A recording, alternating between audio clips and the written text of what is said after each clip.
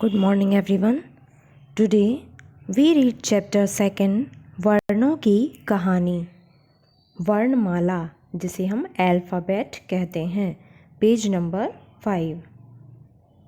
दादी, आप चित्र में देख रहे हैं दादी जी ने हलवा बनाया है और बच्चा हलवा खाकर संकेतों में बोल रहा है, ध्वनियाँ निकालते हुए तो इसको देख के हमने जो भी समझा है उसके आधार पर हम नीचे के प्रश्नों के उत्तर देंगे। अब बताइए, सही उत्तर पर सही का निशान लगाइए। मेहर ने हलवा खाकर प्रशंसा कैसे की? मुंह से ध्वनि निकालकर, ताली बजाकर या हाव भाव से? तो हमने अभी देखा कि उसने मुंह से ध्वनियाँ निकालकर हलवा खाकर उसकी प्रशंसा की है। तो हम मुंह से ध्वनियाँ निकालकर पर सही का निशान लगाएंगे। मेहर के मुंह से ध्वनियाँ क्यों निकली? नापसंदगी के लिए, मतलब हलवा उसे पसंद नहीं था इसीलिए, या स्वाभाविक है ऐसा होना, या फिर अच्छे स्वाद के लिए? तो ऐसा अच्छे स्वाद के लिए हुआ, क्योंकि उसको हलवा अच्छा लगा इसीलिए उसने मुंह से ध्वनियाँ निकाली। तो आपने देखा कि मन के भाव प्रकट करने के लिए ध्वनियों का निकालना स्वाभाविक है। इन ध्वनियों से ही शब्द, वाक्य और भाषा बनती है। अब देखिए पेज नंबर 6। यह भी जानिए कि हिंदी भाषा में कई ध्वनियाँ हैं। हर ध्वनि को अलग अलग ढंग से बोला और लिखा जाता है। यही ध्वनियाँ जब बोली और लिखी जाती हैं तो वर्ण कहलाती हैं। ये ध्वनियाँ जब हम लिखेंगे और जब बोलेंगे उनको तो वह वर्ण कहलाएंगी। इन वर्णों को जब हम निश्चित क्रम से लिखा जाता है या जब हम उसे निश्चित क्रम से लिखते हैं इन वर्णों को, तो वह वर्णमाला कहलाती है। हिंदी भाषा के वर्ण कितने होते हैं? 2, स्वर और व्यंजन। बिना किसी अन्य वर्ण की सहायता के बोले जाते हैं, उन्हें स्वर कहते हैं। स्वर को किसी और वर्ण की सहायता नहीं होती है।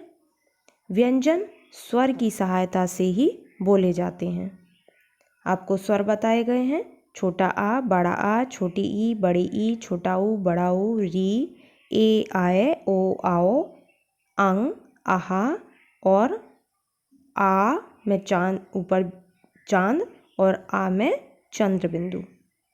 व्यंजन होते हैं का, खा, गा, घा, अंगा, चा, छा, जा, झा, उआ, टा, ठा, डा, ढा, अणा, ता, था, दा, धा, ना, पा, फा, बा, भा, मा, या, रा, ला, वा, शा, शा, शा, हा, छ, त्र, ज्ञा और श्रा। और अणा, उड़ा, जा और फा, ये भी व्यंजन होते हैं। हर व्यंजन में छोटा आ स्वर मिला होता है। आप जब भी बोलेंगे जैसे फा, तो आ भी निकल रहा है ना, तो सभी व्यंजनों के साथ आ मिला हुआ होता है। व्यंजन के आ रहित रूप में हलंत लगाया जाता है। जब आ नहीं निकलता तो हलंत लगाया जाता है। जैसे लिखते हैं जब उसे आ के बिना, तो का, जैसे का में हलंत लगाया प्लस आ इक्वल टू का।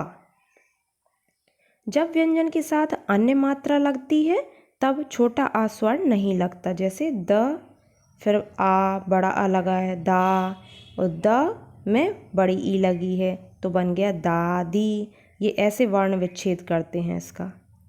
द, बड़ा आ प्लस द और बड़ी ई, दादी। नेक्स्ट पेज देखिए, पेज नंबर 7, वर्ण विच्छेद। शब्द के वर्णों को अलग अलग करना वर्ण विच्छेद कहलाता है। जैसे नानी, तो ना प्लस बड़ा आ, ना प्लस बड़ी ई, नानी। ये देखिए आप कैसे नानी बनेगा। ना के साथ ये आ का डंडा लगा है तो ना के साथ आ हो जाएगा। फिर ना के साथ बड़ी ई लगी है तो ना के साथ बड़ी ई लग जाएगी। ऐसे वर्ण विच्छेद करते हैं जैसे नानी। फिर गमला, तो ग प्लस छोटा आ, फिर माँ प्लस छोटा आ प्लस ला में बड़ा आ लगा है तो बड़ा आ हो जाएगा, तो बन जाएगा गमला। फिर नेक्स्ट है चांद, चा प्लस आ मी चांद बिंदी प्लस द और दा में आ जोड़ा है तो बन जाएगा चांद। कंगन, का प्लस अ और अंगा प्लस गा में आ जोड़ा है और ना में आ जोड़ा है तो बन जाएगा कंगन। फिर रुई है तो रा में छोटा ऊ जोड़ा है प्लस बड़ी ई तो बन गया रुई। अन्य वर्ण देखिए आ, जैसे डॉक्टर, हॉल, बॉल, कॉलेज, चौक, मॉल, कॉपी। वैसे ही अंग से बनते हैं, इसे अनुस्वर कहते हैं। आ में जो अंग की बिंदी लगती है उसे अनुस्वर कहते हैं। जैसे पंख, पंछी, चंचल, पतंग, शंख, खंभा, झंडा, बंदर, चंदन, दंत। वैसे ही आ में जब चंद्र बिंदु लगता है तो उसे अनुनासिक कहते हैं। ठीक है, सिर्फ अंग की बिंदी को अनुस्वर और चंद्र बिंदु को अनुनासिक कहते हैं।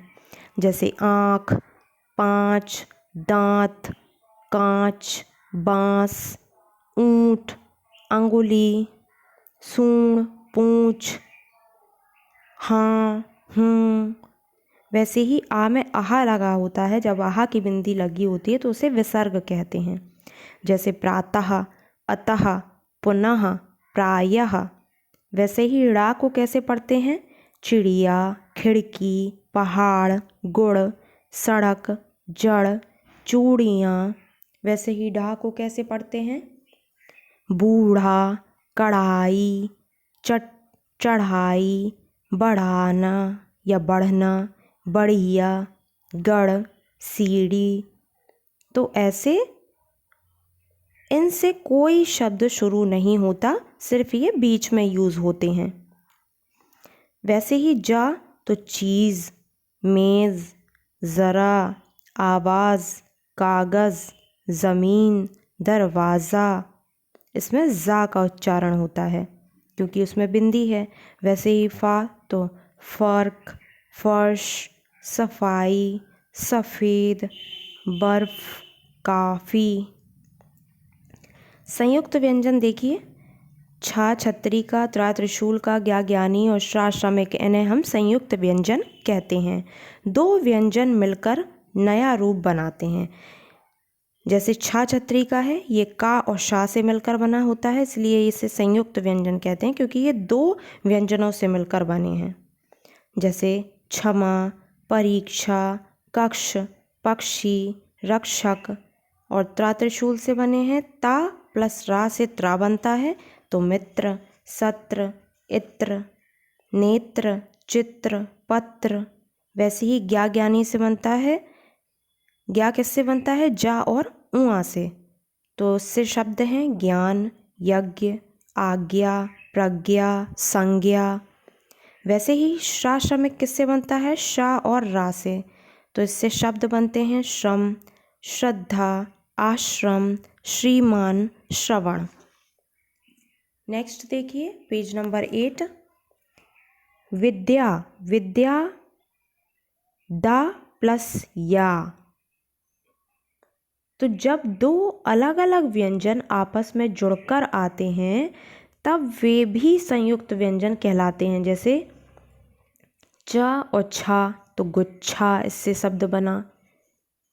त और सा तो इससे उत्सव शब्द बना। इसमें पहला व्यंजन स्वर रहित होता है।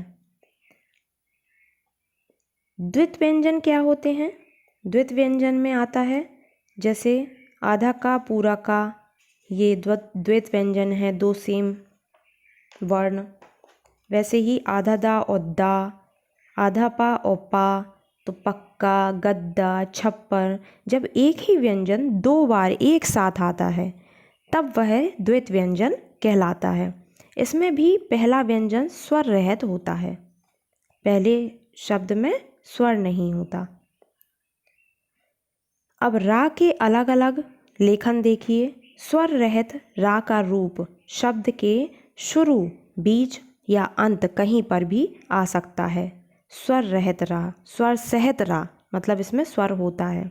जैसे रजत, र आ रहा है, इसमें आ रहा है स्वर। रजत, हिरन, नज़र। जब रा स्वर रहित बोला जाता है, इसमें स्वर नहीं होता, तब वह अगले वर्ण के ऊपर लगता है, जिसे रेफ कहते हैं हम, रा की रेफ। जैसे पर्व, अर्थ, नर्म। तो ये कैसे बनता है? रा और वा से पर्व, रा और था अर्थ, रा और मा नर्म। जब व्यंजन के बाद रा आता है तब वर्ण के नीचे लगता है, जिसे हम पदेन कहते हैं। जैसे प्रणाम, ग्रह, ट्रक। इसमें व्यंजन स्वर रहित होता है और रा स्वर सहित होता है। तो हमने क्या क्या समझा कि ध्वनियाँ जब लिखी और बोली जाती हैं तब वर्ण कहलाती हैं, और वर्णों के समूह को वर्णमाला कहते हैं। वर्णमाला में स्वर व्यंजन और संयुक्त व्यंजन होते हैं। शब्दों में व्यंजन के साथ छोटा आ स्वर या अन्य स्वरों की मात्राएं लगती हैं। क्या आप ऐसे शब्द जानते हैं जिनमें शुरू में ड़ा या ढा आता है? सोचिए और खोजिए। अब ड़ा और ढा से चार चार शब्द लिखिएगा। ओके, जैसे कढ़ाई, चढ़ाई, ऐसे। ओके।